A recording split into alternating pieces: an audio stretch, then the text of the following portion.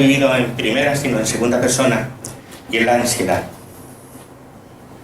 Son los momentos de pánico, son los momentos de angustia, que eso, quien realmente lo conoce, es la persona que lo está pasando. Nadie más. Y todas son distintas, porque todas tienen una raíz diferente. Tanto es así que no es un problema pequeño. En España supone la segunda fuente de bajas en sanidad, de incapacidad laboral, solamente después de los músculos esqueléticos. El año pasado hubo, en el 24 hubo 643.000 casos de bajas por angustia, por ansiedad, por depresión.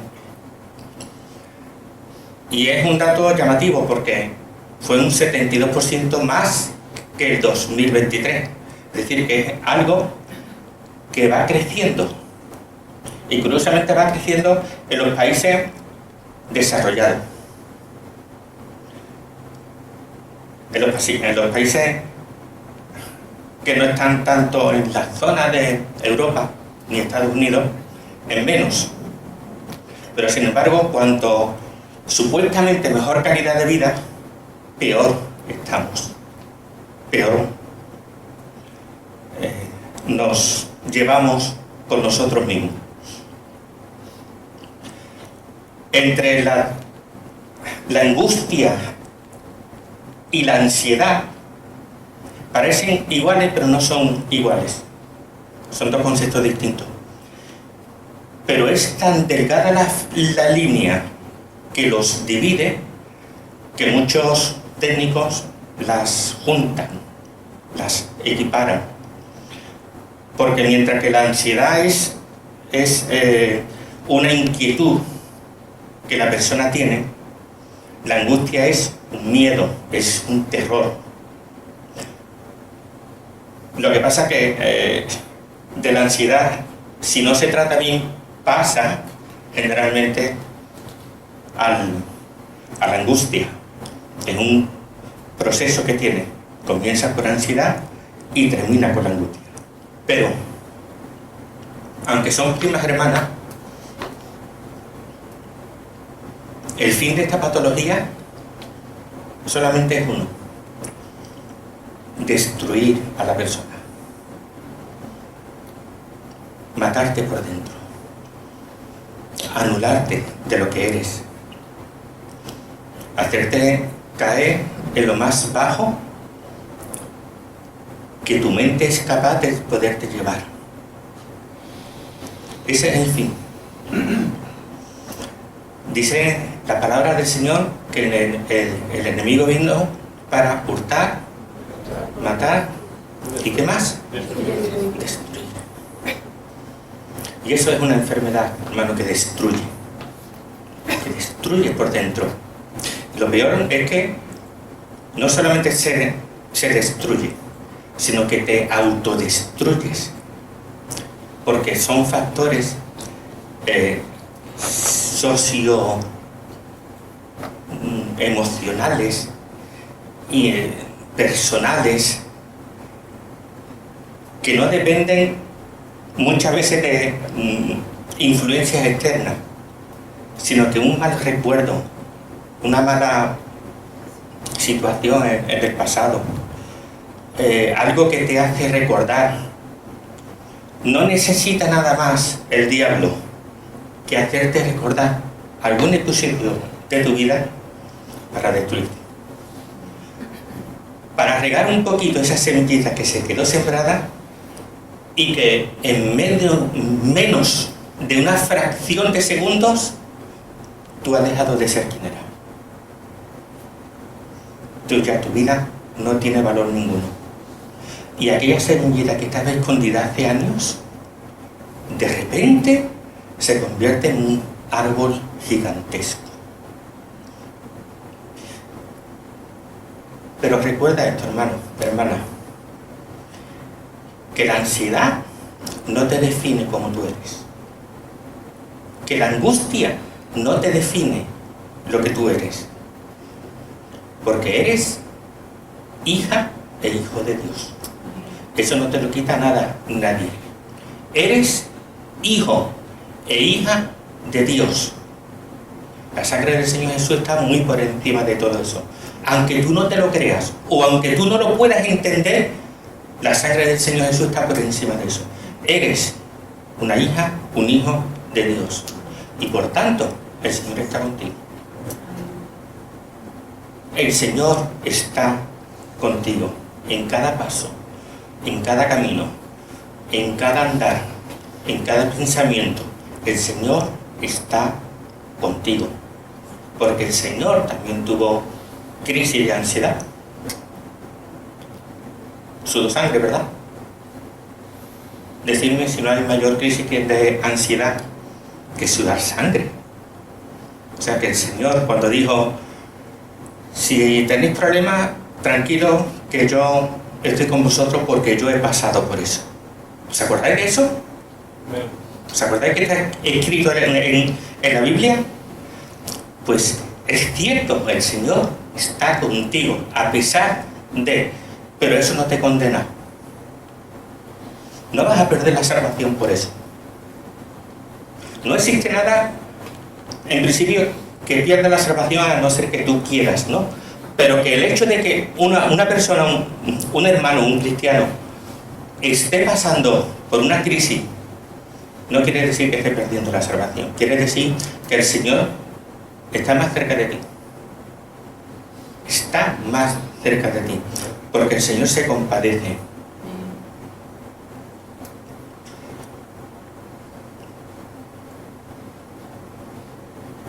Se dice que cuando alguien está pasando por un proceso malo en su vida, uno de los peores síntomas que el enfermo puede tener es entrar en ansiedad. Porque psicológicamente no va a permitir que te mejores. Y eso es una guerra que uno tiene personalmente siempre, permanente. El estar deprimido, el tener ansiedad, el tener miedo, angustia, es un estado. Igual que hay estados alegres, hay estados tristes. Y es difícil, porque en esos estados, en esos picos, hay muchos que piensan que va a ser el último suspiro de su vida. Ya me voy a morir. Ya estoy delante de la presencia del Señor. Ya me voy. Vivir así es complicado. Es muy complicado. Y se pasa mal. El diablo viene para hurtar, matar y destruir. Hay muchas formas, hay muchos factores que te influyen a que llegues a este estado. Fuera de la palabra del Señor, en el mundo cotidiano, son factores genéticos, ambientales, psicológicos. Casi cualquier cosa te puede argumentar en tu mente para que tú te encuentres mal. Una falta de aceptación, un problema, recuerdo, muchas cosas, muchas.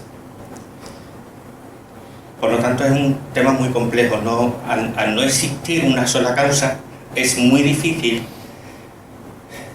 poder afrontar. Porque cada uno es, como se dice, de su padre y de su madre, ¿no? Y cada uno tiene sus propios problemas, su propia interpretación de la vida. Cada uno se autocorrige a sí mismo de una forma distinta.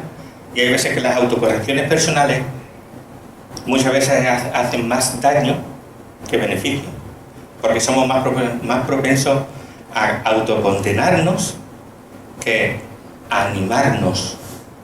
Cuando estamos llamados, según la palabra del Señor, a animarnos, a permanecer, porque el Señor está con nosotros siempre. Y es un proceso muy complicado. Muy complicado. Hay muchas formas sociológicamente de afrontar esta enfermedad. Pero yo conozco la mejor: hacer entrar a Dios en tu corazón. Permitir que el Espíritu Santo trabaje con uno mismo. Dentro de las estrategias del autocuidado que la sociedad dice que tienes que hacer, hay uno que es el que más me gusta. Hay muchos, ¿no? Yo he sacado aquí una lista como técnicas de relajación, ejercicio regular, alimentación, sueño saludable, terapia cognitiva, terapia de exposición, en fin, muchas cosas.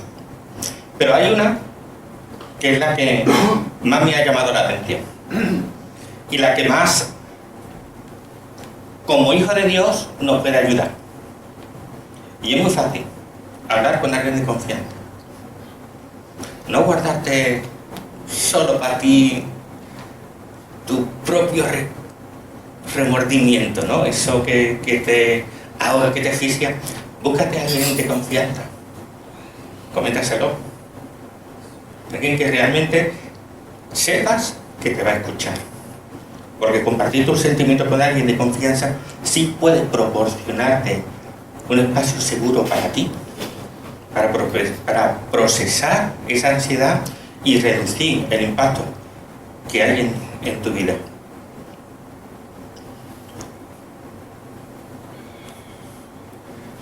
Cuando hablamos de tratamientos, las medicinas,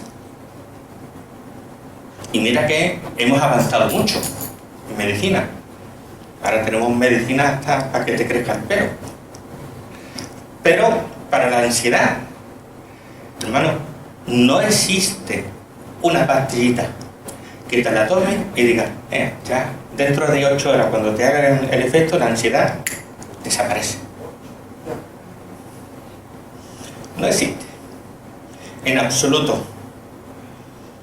Te dejan o dormido para que no sientas, o te ponen eufórico para que seas capaz de hacer lo que no puedes hacer. Te llevan a un extremo o te llevan a otro. Pero no, cuando pasa el efecto, sigue con el problema. O sea, así. En un momento determinado, si hay una crisis, pues te tienen que relajar. Si tienes una crisis de pánico, te relajan. Y a lo mejor cuando te pasa el efecto estás más tranquilo. Pero son efectos que amortiguan, pero que nunca eliminan. No existe. Porque no es algo orgánico. No es una inflamación. Porque el problema lo tenemos en nuestra mente. Y lo peor es que de nuestra mente, ¿a dónde pasa? Al corazón. ¿Y qué pastillita llega al corazón?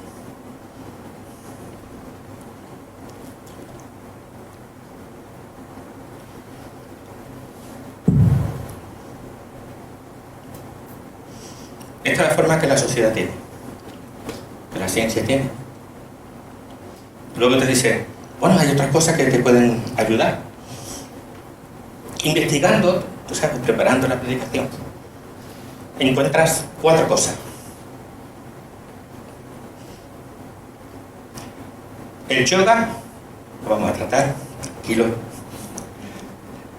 La meditación, la lectura y la oración. Evidentemente, el yoga, mano, empieza porque te dicen, no, son movimientos acompañados con respiración y eso te relaja. Hace la posturita del mono, de la serpiente encantada, o sea, cositas así. Pero hay que tener mucho cuidado porque si permaneces en eso, entras en la doctrina del panteísmo. en el que la figura de Dios se confunde con el universo, las cosas, y no hay salvación. Por lo tanto, hombre, algún estiramiento que otro, pues mira, está bien, ¿no? Controlar la respiración, vale. Es cierto que cuando alguien tiene un momento de crisis, de pánico, te aconsejan que respires dentro de una bolsa para que los pulmones vayan trabajando de una forma distinta y así como que te relajas un poco. Pero, hermano, hasta ahí. Hasta ahí. Pero lo que sí es verdad, que la meditación es la palabra y orar, ay, hermano, ahí hemos tocado en hueso. Ahí entramos a confiar plenamente en la palabra del Señor. Y créeme, Dios ha sido conocedor de este mar desde el principio de los tiempos. Dios ha conocido a la primera persona que estuvo sobre la faz de la tierra con ansiedad. Bueno, perdón, no me refiero a Adán cuando le llegó Eva diciendo cómete la fruta. No, no me refiero a eso. A la primera persona que se escribió el libro. El primer libro que se escribió en la Biblia, ¿cuál es? No. No. Job. Job. Ese hombre tuvo ansiedad. Madre mía. Ansiedad es poco. Como se dice, más paciencia que el santo Job, ¿no? Dios ha tenido siempre cuidado de nosotros. Siempre. Y ha sabido que el corazón del hombre es débil, que la mente del hombre es débil y que es propensa a fallar, a equivocarse, a marcharse por otro sitio donde no debe de estar andando. Y lo peor de eso es que muchas veces anida en lugares que no tiene que anidar. Entonces, claro, trae cosas a tu mente que no deben de estar. Y la mente es muy complicada. Por eso cuando el Señor habla acerca de cuando un corazón, una mente, lo está pasando mal, luego explica desde el principio de la Biblia hasta el final. Mirad, Salmo habla mucho de eso. Salmo 119, 92 dice: si tu ley no hubiese sido mi delicia, ya en mi aflicción hubiera perecido. En el 107, 19 dice: pero clamaron a Jehová en su angustia y los libró de todas sus aflicciones. Salmo 107, 13 dice: luego que clamaron a Jehová en su angustia, los libró de sus aflicciones. 34, 18 dice: cercano está Jehová a los quebrantados de corazón y salva a los contritos de espíritu. Nahum 1.7 dice: Jehová es bueno, fortaleza en el día de la angustia y conoce a los que en él confían. Salmo 107.6: entonces clamaron a Jehová en su angustia y los libró de sus aflicciones. 91.15: me invocarán y yo les responderé. Con él estaré yo en la angustia, lo libraré y lo glorificaré.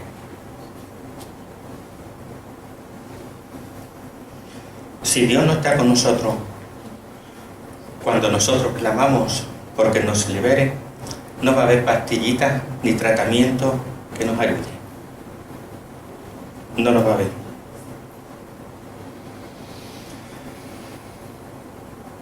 Es la misma palabra, la misma Biblia, la que nos incita a que guardemos nuestros pensamientos en un orden determinado, que guardemos nuestros recuerdos en un orden establecido, a que guardemos nuestra mente, nuestra forma de pensar de una forma correcta, para que no entremos en este tipo de ansiedad, en este tipo de preocupaciones. Es la misma palabra del Señor la que nos incita y nos muestra cómo debemos de hacerlo. Isaías 26:3, esto lo sabemos todo. Porque tú guardarás en completa paz, cuyo pensamiento en ti persevera. Porque tú guardarás en completa paz, cuyo pensamiento en ti persevera. La oración fortalece nuestra mente, nuestra forma de entender las cosas y nuestra confianza en el Señor. Ahora nos vamos al Nuevo Testamento, en Efesios 6:17, y habla del yelmo de la salvación, del casco, ¿no? Tomad el yelmo de la salvación. La protección de la cabeza, la protección de los ataques, de las dudas, de los temores, de los miedos. El yelmo de la salvación, que es cubrirte con la palabra del Señor. Impedir que los dardos del enemigo lleguen y penetren. Y como digo siempre, dardos hay siempre, y muchos, y continuos. Y algunos pasarán. Porque cuando el diablo manda dardos, es como las películas esas cuando se ven miles de flechas tiradas, ¿no? Muchas seremos salvos de ello, porque tenemos la salvación, tenemos la armadura de Dios, tenemos la espada para defendernos, el escudo de la fe, tenemos el yelmo, tenemos la protección. Pero algunos hermanos pueden entrar, claro que pueden entrar. No somos perfectos, no somos perfectos, hermanos. Aunque estemos orando, aunque tengamos una vida consagrada, aunque hagamos todo lo que tenemos que hacer, aunque seamos perfectos, siempre vamos a tener que depender de la misericordia del Señor para que nos mantenga a salvo de los miedos, de las angustias, de las ansiedades.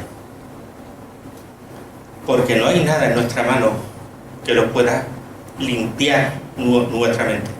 Porque estamos sometidos a mucha presión. Porque el diablo quiere destruirnos. Y eso es algo que está permanentemente en nuestra vida. Y ya no sabe el diablo qué hacer con nosotros. Y va contra nosotros. Como estudiábamos el jueves. El diablo, dice la Biblia, que te ha pedido para zarandearte. ¿Tú lo sabías?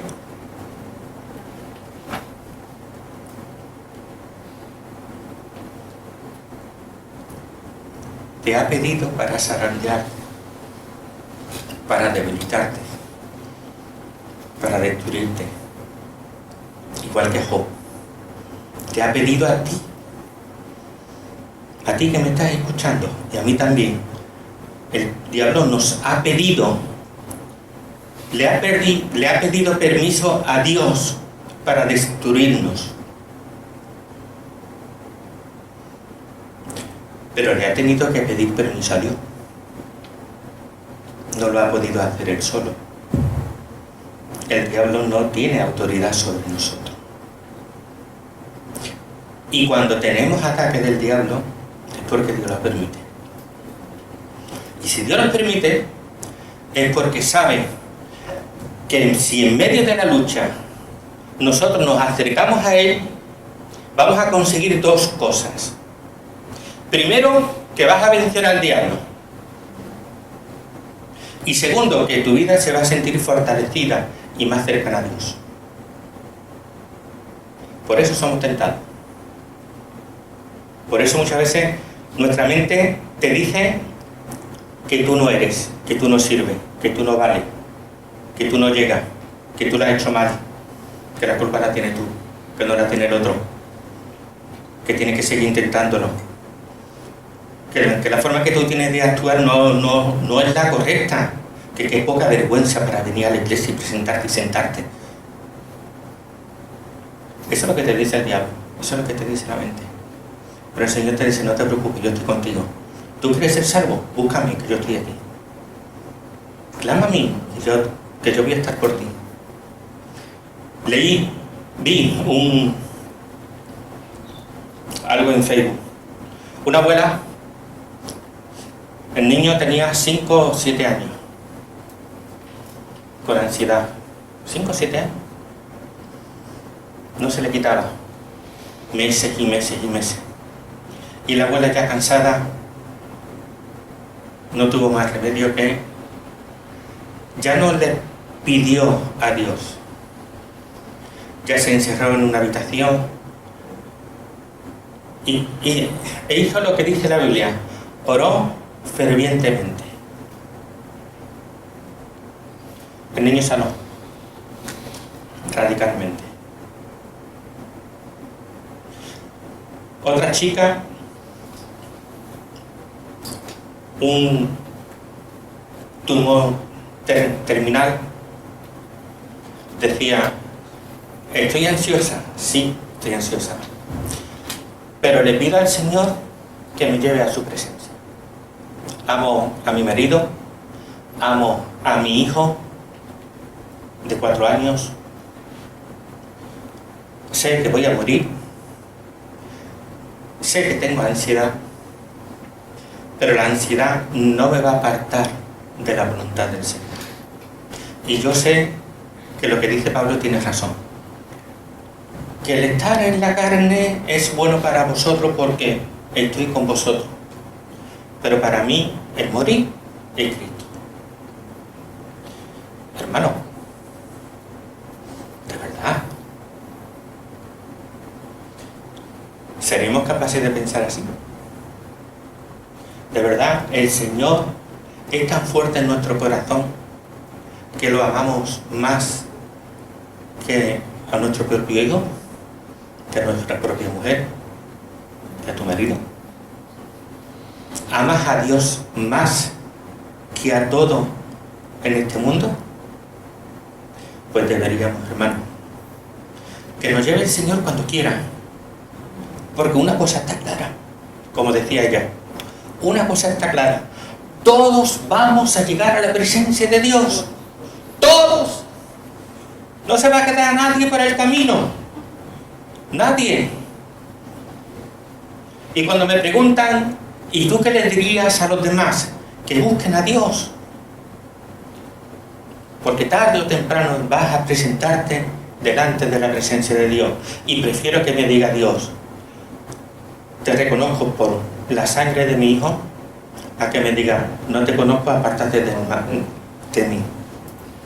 Prefiero eso al otro. Por lo tanto, hermano, Dios quiere y espera en nosotros que le amemos, que estemos por Él, que a pesar de nuestra mente, de nuestras circunstancias, de nuestra autoflagelación mental que nos metemos, oye, que en tu mente está totalmente justificado, ¿no? Que en nuestra mente, nuestra propia forma de pensar, nosotros nos autojustificamos de nuestro mal. Y eso es lo peligroso, que muchas veces no dejamos, no aceptamos, no nos involucramos en reconocer que Dios tiene un plan distinto en nosotros, que nuestro depósito de Dios, que cuando se ensucia debemos limpiarlo. ¿Y lo limpiamos cómo? Por medio de la meditación en su palabra, de creer a Dios por medio de su palabra y de la oración. Porque muchos de estos fallos que tenemos es porque desde un principio no hemos cortado, no hemos atajado, No hemos sido sabios en nuestra vida, en nuestra propia forma de pensar, en nuestra propia forma de autovernos. Y hemos permitido que el enemigo, por medio de muchas circunstancias, haga un trabajo sucio en nosotros. Es una forma de combatir, es una lucha constante, hermano. Constante. No es diaria, es segundo a segundo. Y deberíamos de hacer como lo que dice en 2 Corintios 10:5, ¿no? Dice, derribando todo argumento de altivez que se levanta contra el conocimiento de Dios y llevando cautivo, ¿qué? Todo pensamiento a la obediencia de Cristo. ¿Amén?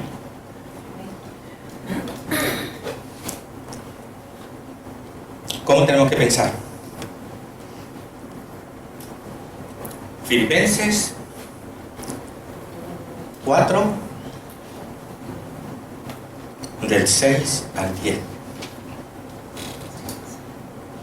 Filipenses 4, del 6 al 10. Sí.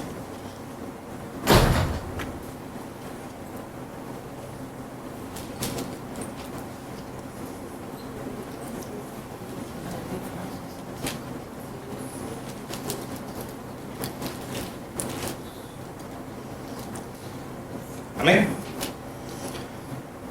Dice la palabra del Señor: por nada estéis afanosos, sino sean conocidas vuestras peticiones delante de Dios, en toda oración y ruego con acción de gracias. Y esto va a repercutir sobre nosotros en que la paz de Dios, que sobrepasa todo el entendimiento, nos va a guardar nuestros corazones y nuestros pensamientos en Cristo Jesús. Lo demás, por lo tanto, hermano, todo lo que es verdadero, todo lo honesto, todo lo justo, todo lo puro, todo lo amable, todo lo que es de buen nombre, si hay alguna virtud, si hay algo digno de alabanza, en esto pensar. Lo que aprendisteis, recibisteis y oísteis y visteis en mí, tenéis que hacerlo. Y el Dios de paz estará con vosotros. Eso es otra cosa. Hay una versión que me gusta mucho, la forma que le da al final del versículo 8, que es la palabra de Dios para todo, que cuando termina de decir toda la lista de los buenos, puros, honestos, dice: mantengan su mente ocupada en esto. Mantengan su mente ocupada en esto. ¿Y qué es eso? ¿Qué es eso? Lo verdadero. ¿Qué es? ¿Por qué tenemos que pensar en lo verdadero? Lo que es real, lo que es cierto, lo que es inamovible, lo que es fiel. Todo lo contrario a la falsedad y a la desinformación.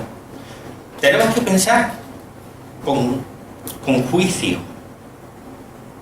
Pablo nos exhorta a que nuestra forma de pensar tiene que ser justa, equilibrada.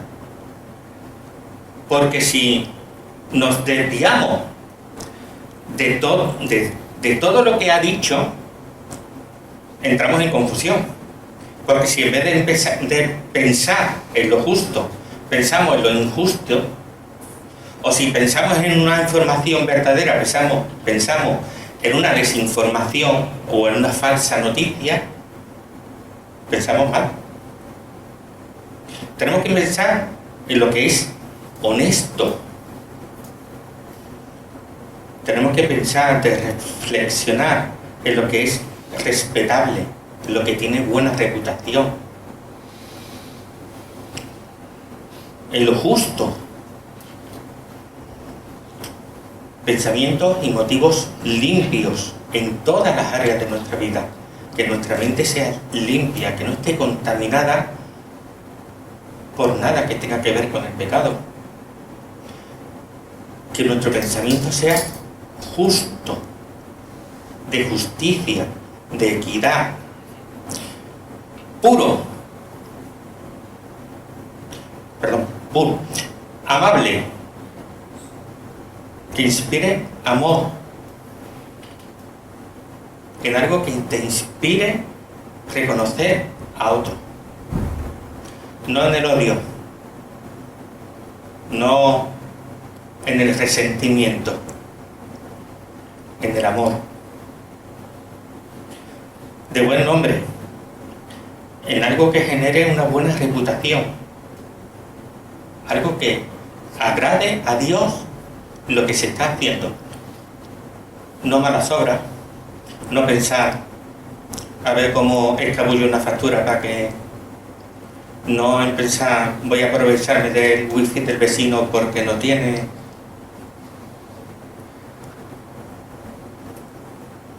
De buen nombre, pensar en una buena reputación y respetar y agradar a quien respeta a Dios. Lo que tenga virtud, la excelencia moral de los principios divinos. Eso es importante. Tener una buena virtud. ¿Cuáles son los principios de Dios? El respetar, el amar, los 10 mandamientos, la autoridad de la palabra, el amor de Dios, la caridad con los hermanos, el ayudar, el fomentar el bien. En eso tenemos que pensar. Algo que sea digno de alabanza, lo que merece felicitación, lo bien que le ha hecho el hermano, lo bien que ha salido algo, lo bendecido que me he sentido, cómo puedo bendecir a alguien. En esto pensar. Y como dice Romanos 12:3, dice, digo pues que por la gracia que me es dada, que cada uno de entre vosotros que no tenga más alto concepto de sí mismo que el que deba de tener, sino que piense de sí con cordura, conforme a la medida de fe que Dios repartió a cada uno.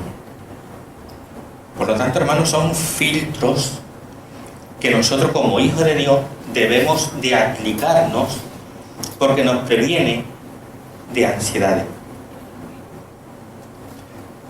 ¿Qué va a hacer de mí el día de mañana porque me he quedado en paro? Pues el Señor proveerá. No le voy a dar pie al enemigo para que haga mella en mi vida. Tengo una enfermedad, me han diagnosticado, pues confío en el Señor, en las promesas divinas. Porque también sería muy fácil decir, me voy a morir de aquí a 2 semanas que me ha dicho el médico. Vamos a confiar en el Señor. Son filtros que debemos de aplicar a nuestra vida o a nuestra alma. Los pensamientos, las emociones del hombre interior. Porque esta lucha, hermano, hermana, no es contra nadie.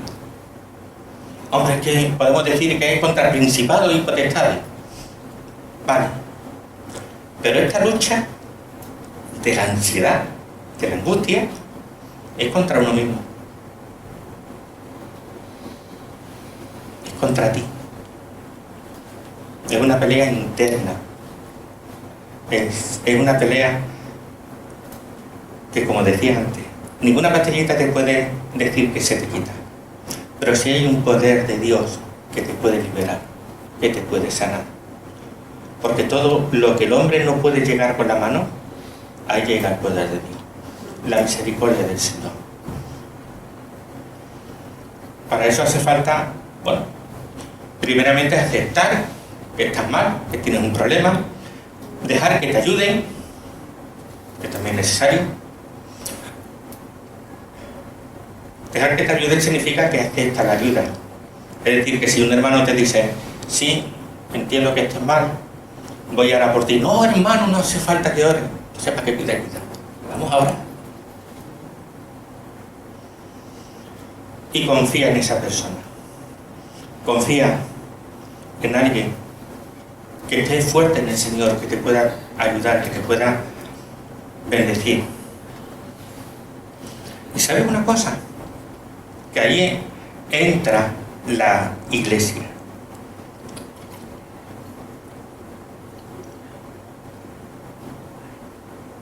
Ahí entra la labor de la iglesia, de nosotros. ¿Os acordáis de hace un par de semanas? Que teníamos que rescatar a los hermanos que estaban en problemas, que teníamos que ver los hermanos que estaban con dudas, que teníamos que ver los problemas que estaban en situaciones delicadas, que podían perder la salvación porque estaban siendo arrastrados por otros y que estaban a punto de caer en el fuego. ¿Os acordáis que terminé diciendo que había un tercer grupo que eran los más delicados, los que necesitaban misericordia, de ayudar a los que necesitan misericordia? Pues estos son los hermanos que necesitan misericordia. Son hermanos que no es tanto de doctrina ni por pensamiento, sino porque realmente por dentro están muriendo. Realmente se sienten morir, atrapados en una jaula sin salida.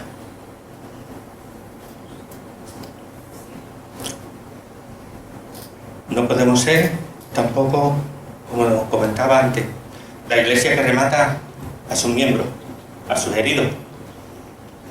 Así, hermano, es que tú estás así porque tú te lo has buscado. Te dije que no fuera y tú fuiste. Hermano, ¿pero qué has hecho, por favor?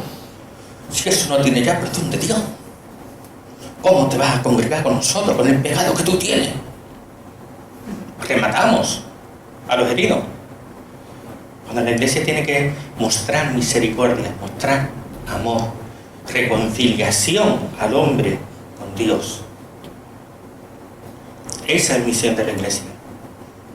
Ayudar al necesitado. Y nos lo echa en cara Pablo. Pablo nos exhorta a nosotros como iglesia a que tenemos que funcionar así. Romanos 15,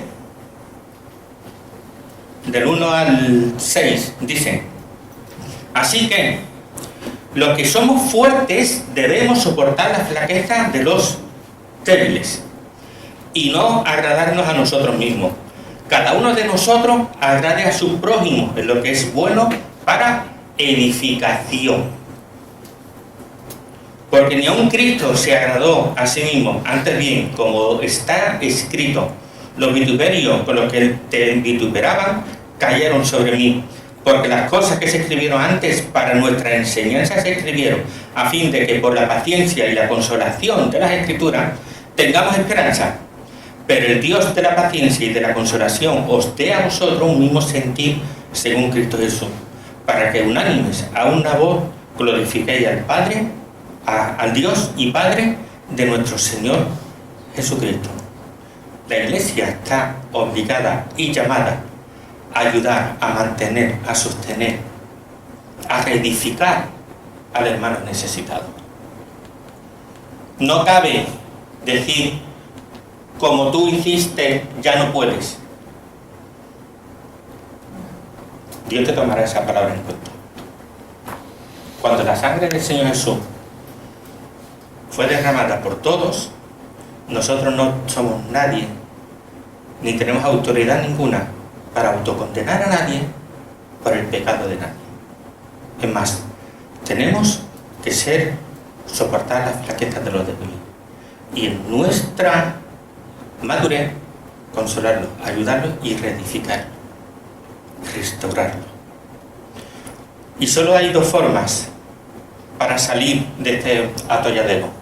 Solo hay dos maneras en las que el hombre puede salir de la angustia. Dos. Una la hemos visto. La preventiva. Guardar nuestra mente, guardar nuestro corazón, no permitir que aniden pensamientos que no son de Dios, no permitir que los recuerdos del pasado hagan mella en nosotros. El pasado está. Somos criaturas nuevas y Dios no me va a condenar por eso. Dios me perdonó de todo. Por lo tanto, todo pensamiento que me venga a mí lo tengo que llevar sujeto a los pies de Cristo y eliminarlo. Y no te autocondenes. La segunda, cuando ya la bomba ha explotado en nuestras manos, cuando ya no podemos hacer nada, cuando desgraciadamente el enemigo ha tomado lugar con nosotros. Salmo 55, 22 dice: echa sobre Jehová tu carga y Él te sustentará. No dejará para siempre caído al justo. Echa sobre Jehová tu carga. Primera de Pedro 5:7: echando toda vuestra ansiedad sobre Él, porque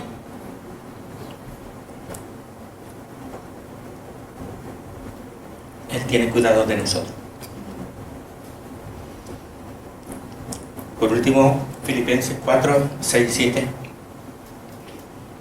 por nada estéis afanosos, sino sean conocidas vuestras peticiones delante de Dios en toda oración y ruego, con acción de gracias. Y la paz de Dios, que sobrepasa todo entendimiento, va a guardar vuestros corazones y vuestros pensamientos en Cristo Jesús. La ansiedad no te define lo que eres.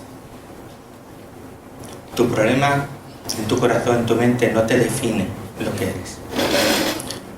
Porque sigues siendo hijo e hija de Dios. Y Dios está contigo. No hay condenación por eso. Solo Dios quiere liberarte. Dios quiere sanarte. Dios no quiere que estés enjaulado sobre eso. Yo te invito a que cierres tus ojos